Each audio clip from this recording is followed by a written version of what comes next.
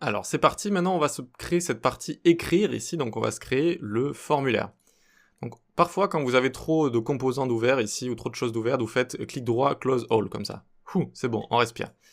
Très bien, donc ici on va aller dans forme, hop, on s'ouvre forme, JS et forme CSS.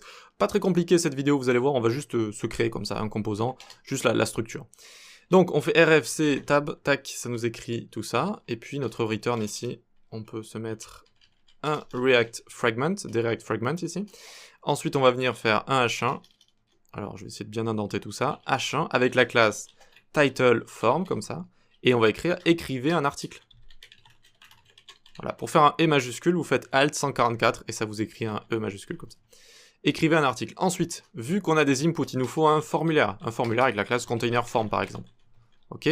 Pas d'action, on utilise tout ça en front. Donc, hop, pas d'action juste ici. Ensuite, on vient là faire un label, tac, HTML4 title, on va marquer titre ici. Donc un label, ça sert à un input. Input type texte, l'ID qu'on lit avec le for, donc on met title, on met la même chose.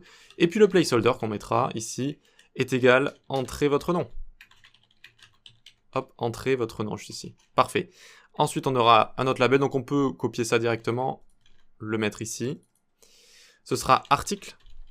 Ici, on écrira votre article. Votre article, très bien. En dessous, ici, alors oui, j'ai dit que ce serait un input, mais en fait, ce serait un text area. Donc, on peut supprimer ça. Text area juste ici. Hop, on va pas mettre de name, on va mettre le même article ici, le même ID et l'HTML4, très bien. Pas de colonne, pas de rangée non plus, on s'occupe de tout ça en CSS. Voilà, on n'a pas besoin de ces attributs ici, ok? Et par contre, on mettra un petit placeholder est égal votre article. Ok, parfait. Ensuite, pour terminer un formulaire, qu'est-ce qu'il faut à chaque fois? Il faut bien un bouton. Hop, un bouton ici. Envoyer l'article. Parfait.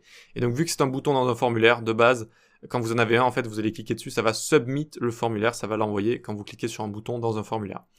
Ok, très bien, tout ça, c'est cool. On aimerait voir tout ça, on aimerait peut-être voir tout ça. Donc, on va aller dans notre page ici, c'est notre page add article, qui est là. Et on va importer form, from, 2 points, 2 points, on sort, 2 points, 2 points, on sort, on rentre dans component, on va prendre form, form. Ok? Très bien, très bien. Quand vous vous y retrouvez pas trop ici, hein, dans les chemins, en fait, n'hésitez pas à tout supprimer comme ça, et puis ça vous aide pas mal, hein, de faire comme ça, vous voyez que ça vous montre où vous êtes à chaque fois.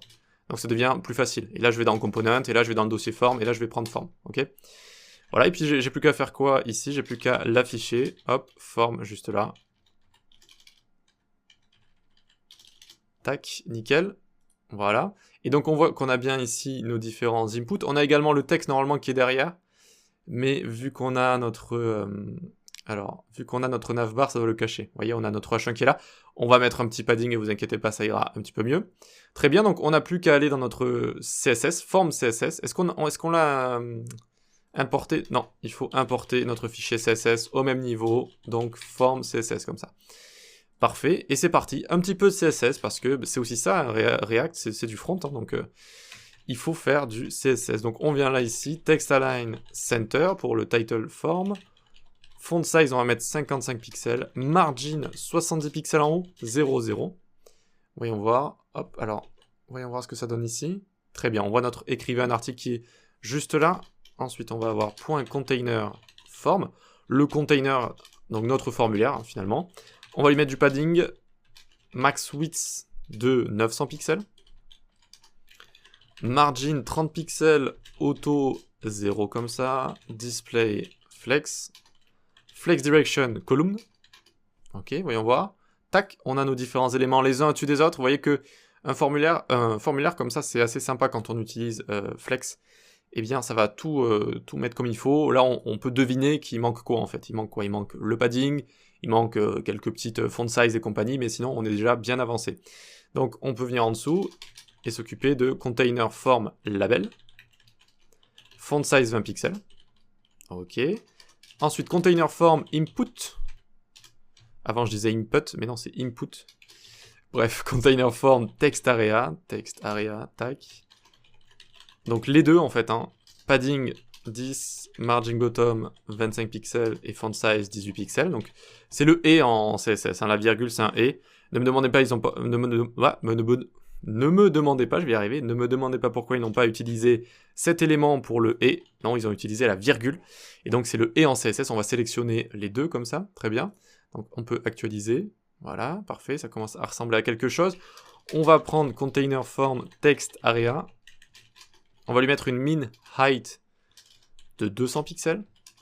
Et de base, comment ça s'appelle ici, les text area ont toujours ce font family un petit peu bizarre de monospace. Donc on va bien lui spécifier Arial Helvetica sans serif comme ça, voilà. Très bien. Et puis le bouton qu'on a juste en dessous pour terminer. Donc on vient là faire container form button. Padding 10 pixels, 15 pixels. Une width de 200 pixels. Un BG transparente. Background transparente. Border, on va lui mettre un pixel solide RGBA. Tac. 00008. Border radius pour arrondir les angles. Hop. Comme après une dispute. Et ensuite, on va faire cursor pointer comme ça.